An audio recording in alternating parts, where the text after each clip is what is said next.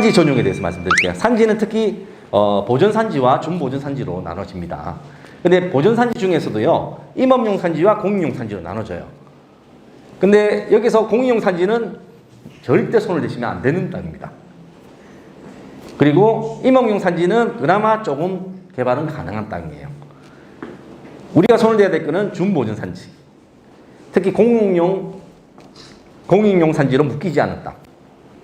그런 땅을 손을 대신다 생각을 하시면 돼요. 자, 여기에 대한 구체적인 공부를 하시고 싶으시면 박우상 원장님의 강의를 들으시면 되고요.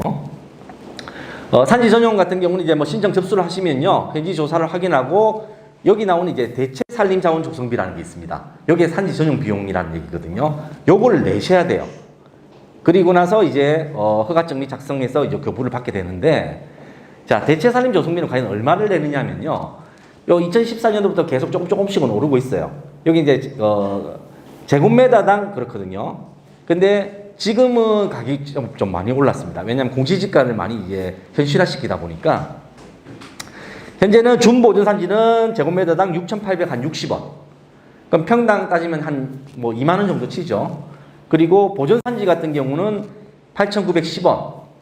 그러니까 요거는 한 27,000원 정도 치겠네요. 그리고 산지 전용 제한 지역은 어차피 저희가 전용할 게 아니기 때문에 신경 안 쓰셔도 되고요. 그러니까 산지 같은 경우는 많이 들어도 3만 원이 안 든다는 얘기죠.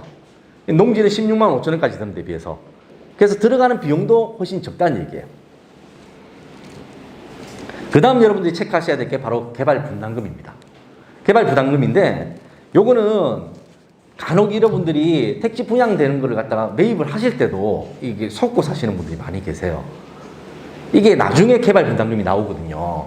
그러다 보니까 실제로 택지 가격을 평당 100만 원씩 해가지고 계약을 해놓고는 나중에 소유권 등기전을 딱 하고 나면은 폭탄이 날라와요. 이 개발 분담금이라는.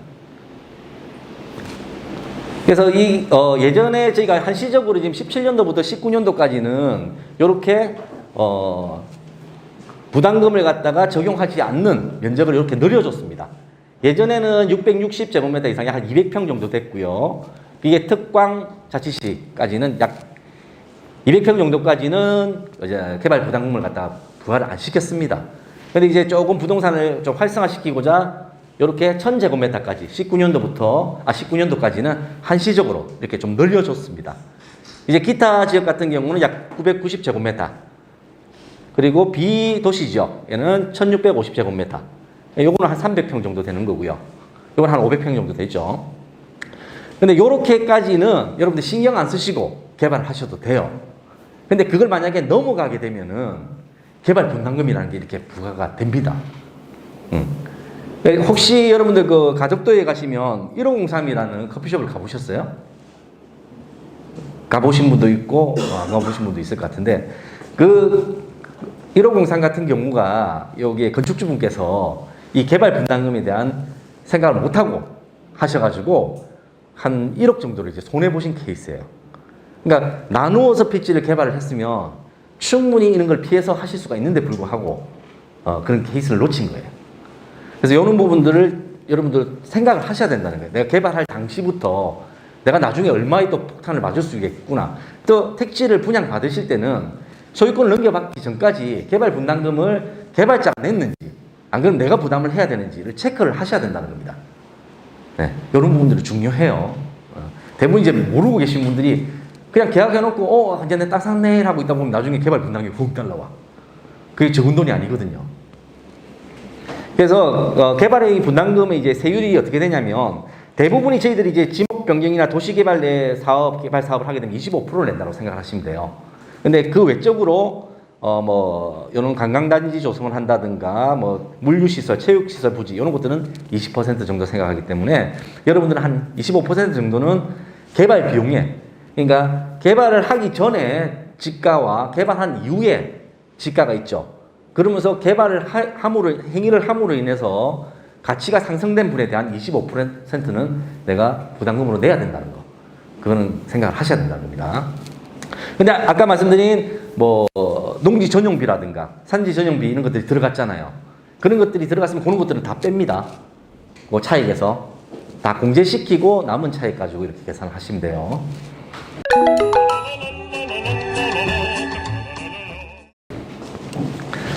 자, 이렇게 보시면 개발 이익은 이제 개발 종료 시점의 지가에서 이제 개발 시점의 시가, 개발 비용, 정상적인 지가가 상승된 비용들은 빼고 그 차익만큼 이익이 생긴 거에 대해서 이렇게 부과를 하는 거고요. 그럼 어떤 사람들이 부과를 받느냐면요. 개발 사업을 시행한 사람, 시행자가 되겠죠. 그리고 개발 사업을 위탁 도급받아서, 그러니까 땅은 자기 땅이 아닌데 개발 사업을 직접 그걸 도급받아서 한 사람이 내게 되고요. 타인 토지를 임차해서 개발 사업을 하는 경우에는 토지 소유자가 내는 겁니다. 그런데 개발이 완료가 되고 나서 분양이 되면은 괜찮은데 완료되기 전에 만약에 1, 2, 3의 행위를 하게 되면요. 이거는 그 지위를 승계한 사람이 다 내게 돼 있어요. 그래서 여러분들이 이게 완료되기 전에 분양을 받게 되지 않습니까? 그러면은 여러분들이 다 부담을 해야 된다는 얘기예요. 그 다음에 조합의 해산이나 조합의 재산이 부족할 때 그 조합은, 이런 분들은 다 개발 분담금 납부 의무자에 해당이 됩니다. 자, 이제 여러분들이 이제 산지 개발을 할 때 과연 어떤 것들을 체크하면 이게 개발이 가능한지 아닌지를 판단할 수 있을 건데요. 첫 번째는 이제 용도 지역에 대해서 반드시 체크를 하라고 말씀을 드렸죠. 그리고 두 번째는 경사도입니다. 그리고 세 번째가 인목 본수, 인목 축척을 체크를 하셔야 돼요. 자, 그래서 이 전문가들이 하는 이런 걸 과연 내가 어떻게 할 수 있을까 하는 걸 제가 이제 할 수 있게끔 알려드리겠습니다. 자, 이게 바로 경사도를 체크하는 겁니다. 여러분들 카카오 맵을 여시고요. 카카오 맵에 보면은 이렇게 내가 원하는 필지가 있다면은 이 필지 안에 이렇게 등고선이 다 그려집니다.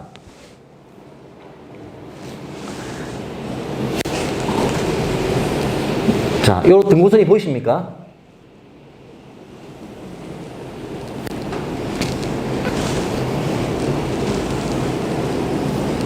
이건 카카오 맵에 보면 그대로 다 나와 있어요.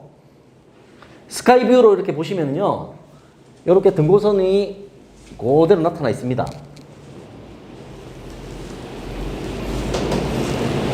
자, 이렇게 등고선이 다 나타나거든요. 이 노란 선이 등고선입니다. 등고선이 뭐죠? 학생 고등학교 때 지리 시간에 안 배우셨어요? 네, 그러니까 산의 높이를 나타낸 거예요. 이 등고선 하나의 간격은 얼마입니까? 네?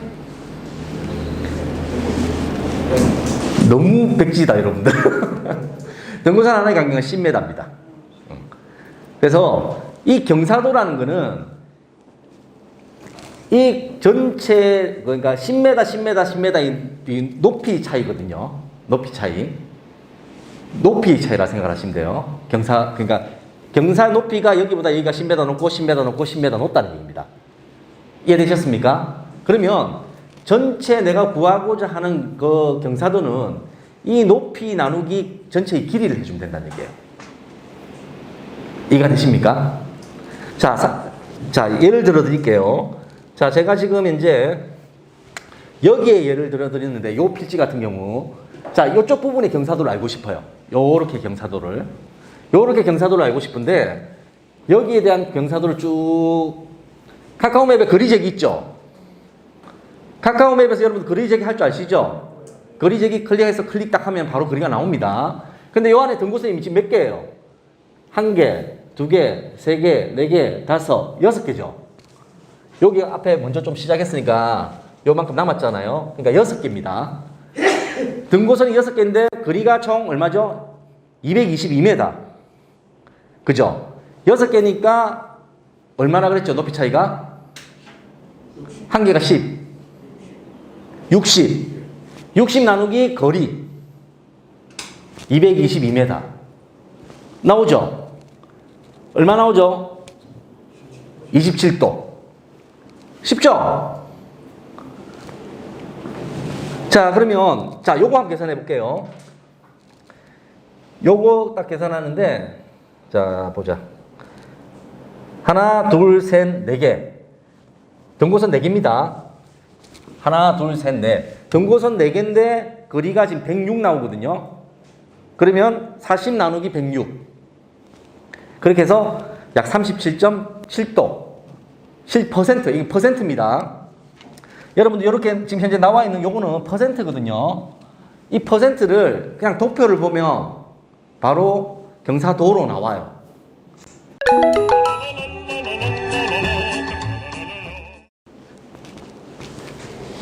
자, 등고선에 대한 개수 나누기 거리 이해되셨죠? 그래서 여기 보시면 이게 도표예요. 여러분들 그냥 네이버에서 경사도 이렇게 검색하시면요, 이미지 가시면 이거 다 있습니다. 여기서 방금 우리가 어떻게 나왔죠? 여기 37.7%였죠. 그러면 여기 37.7%를 찾는 거예요. 퍼센트로 37.7, 38이죠. 그럼 약 20.82도 정도 나오죠. 요렇게 그냥 찾으시면 돼요. 표를 보고. 아까 여기가 27%였거든요. 27%면 약 15.12도. 몇 도 이하가 울산, 부산은 개발 가능한 경사도라고 그랬죠? 17도. 17도 이하는 가능하다는 얘기입니다. 그렇게 계산을 하는 거예요. 그래서 이제 김해 같은 경우는 여기 보면 지역별로 나오죠.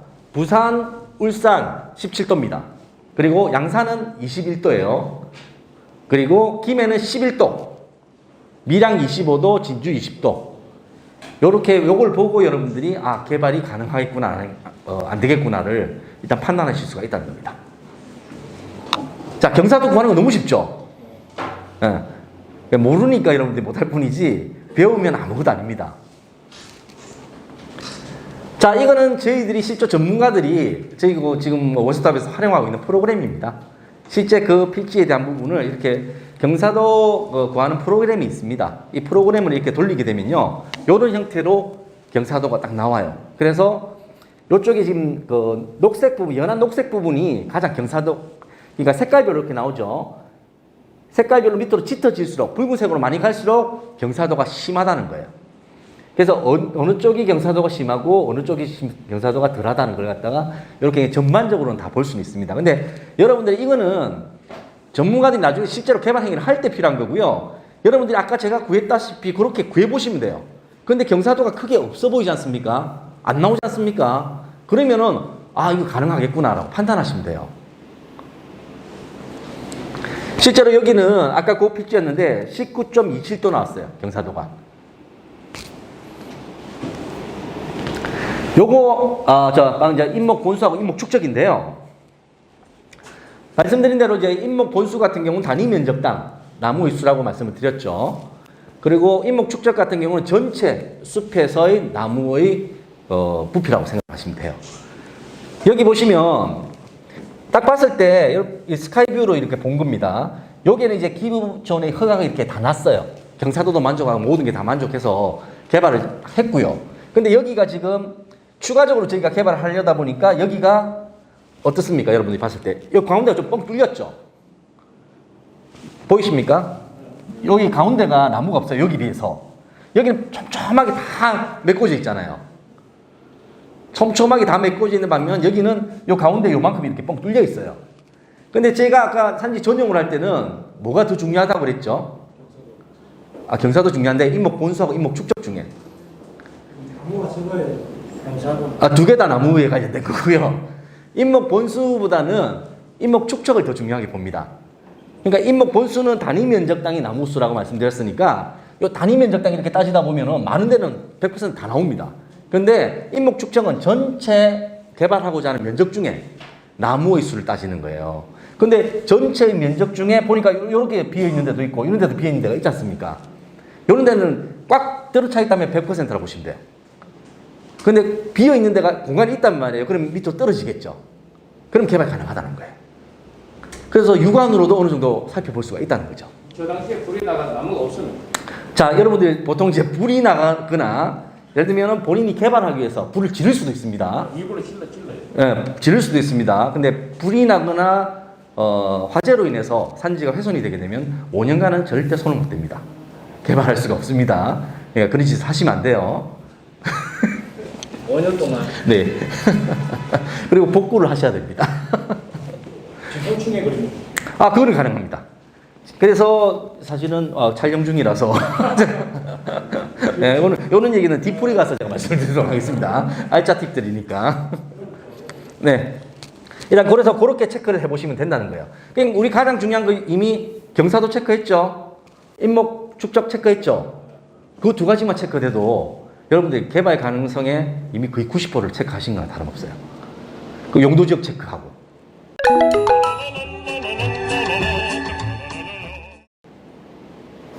그럼 남들이 지금 손대지 못하는 것들을 이미 여러분들은 손댈 수 있는 수준에 왔다는 거예요. 아시겠죠? 자, 이제 개발 가능지에 대한 분석을 제가 어떤 식으로 했는지에 대한 부분을 잠깐 보여드릴까 해서 들고 나왔어요. 자, 여기는 이제 진영 주공리에 있는 땅인데요. 요 임야입니다. 요 임야. 요 임야예요. 요 임야인데 요 주변에 요 땅들이 이미 수용이 되기 시작했습니다. 수용이 딱 되면서 여기 이제 농공단지가 들어올 예정이었어요. 그래서 제가 이 임야를 여기도 김해에 있는 부동산에서 저쪽으로 좀 평가를 해달라고 갖고 온 거였고, 금액을 얼마까지 가능하냐, 25만 원에 매매를 하고 싶대. 문중 땅이었거든요. 그래서 제가 쭉 검토를 해보니까 상당히 가치가 있었고, 얼마까지 내고가 되겠냐 했더니 21만 5천 원까지 내고가 된대요. 네. 상당히 메리트가 있는 땅이었어요. 그래서 제가 쭉 분석을 하기 시작했고요. 자, 요 땅입니다. 근데 여기에 이렇게 철도가 지나가요.